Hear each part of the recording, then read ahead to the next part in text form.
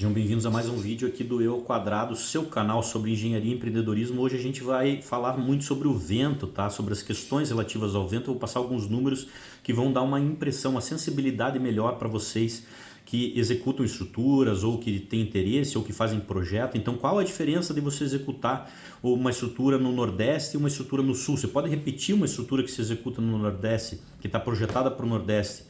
No Sul, qual que é a diferença em termos de magnitude de carga, em termos do vento nessas duas regiões? Quando você executa um prédio embaixo do morro ou em cima do morro, qual a diferença do vento nessa situação? Como que funciona o vento em arranha-céus e quanto que balança um grande edifício desses? São todas essas perguntas que vão ser respondidas no vídeo aqui, acompanhe. Então vamos começar aqui mostrando alguns acidentes que saíram na mídia que envolvem a questão do vento, né? Então se olha só essa cobertura desse galpão aqui, vamos adiantar, olha só como ela sai, olha a força do vento realmente para fazer esse arrancamento todo dessa cobertura, né?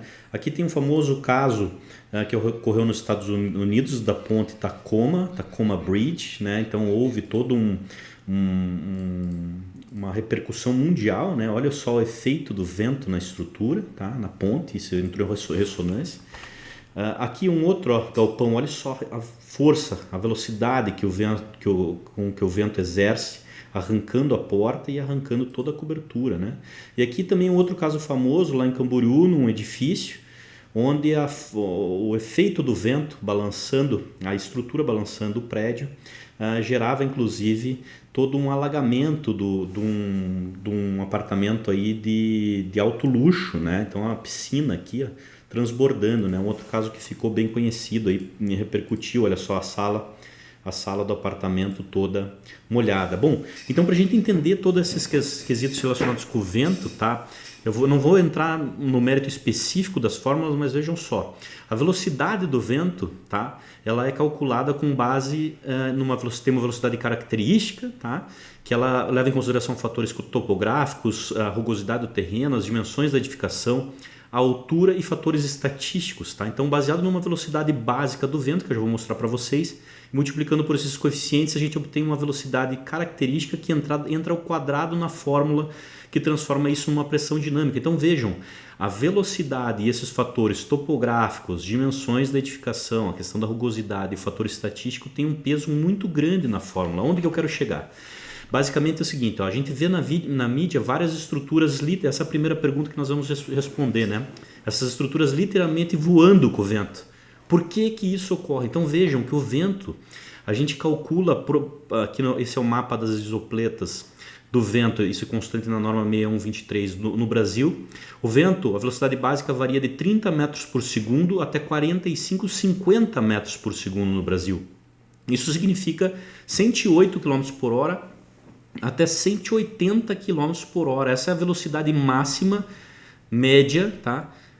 Máxima velocidade média medida sobre 3 segundos a 10 metros sobre o nível do terreno, num lugar aberto e plano que pode ser decidida em média uma vez a cada 50 anos. Então, uma velocidade básica que a gente considera para, a partir daqui, calcular todas as velocidades do vento e as forças incidentes do vento em qualquer estrutura. Então vejam, quando a gente vê na mídia assim, nossa, saiu voando uma cobertura porque ventos foram de 40 km por hora, 50 km por hora.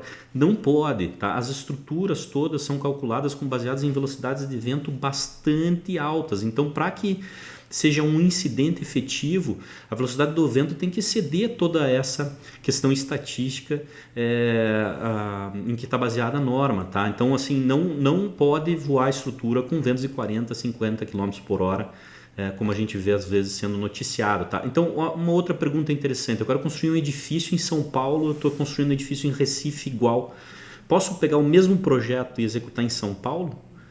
Do Recife para São Paulo, do Nordeste para São Paulo? Não pode. Vejam que a velocidade que eu falei, ela entra ao quadrado na fórmula da pressão dinâmica, na fórmula das cargas que nós vamos aplicar na estrutura.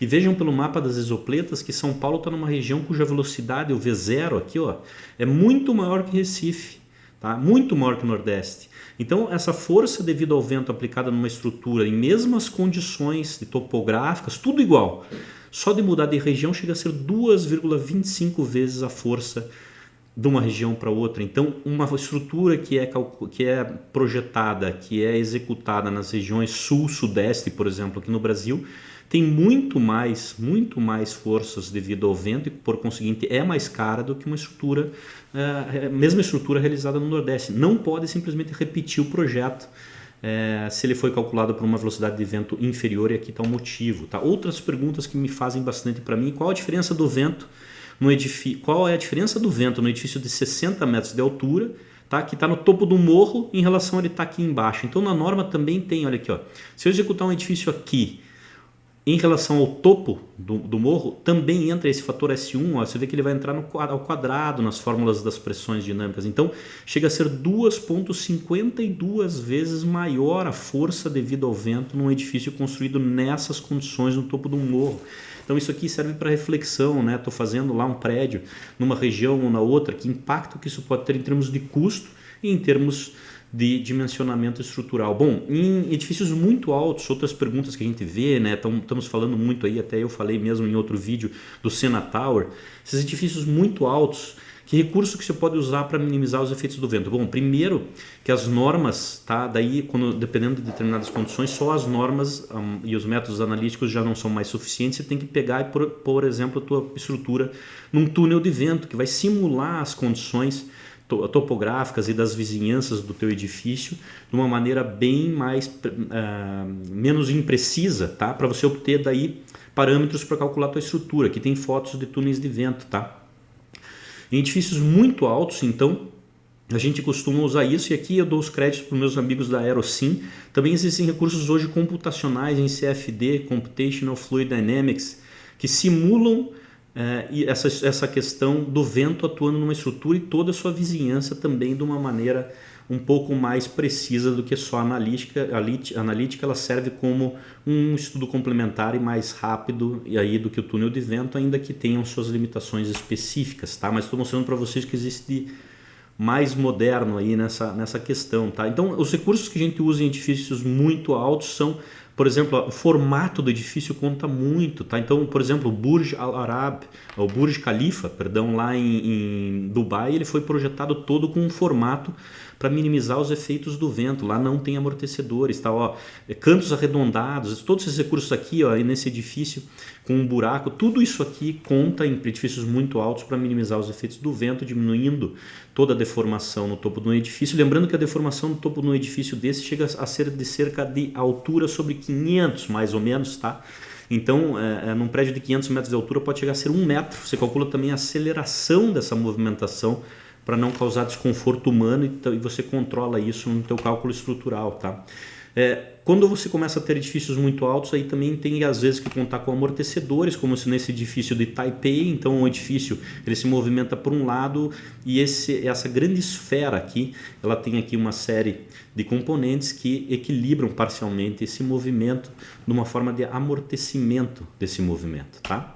Essa aqui está uma foto real desse amortecedor. E tem outros tipos de amortecedor também que podem ser usados. E aí, gostou? Se tiver mais alguma curiosidade, alguma dúvida sobre o vento atuando em estruturas, deixa aqui nos comentários, tá? Que mais tarde eu respondo.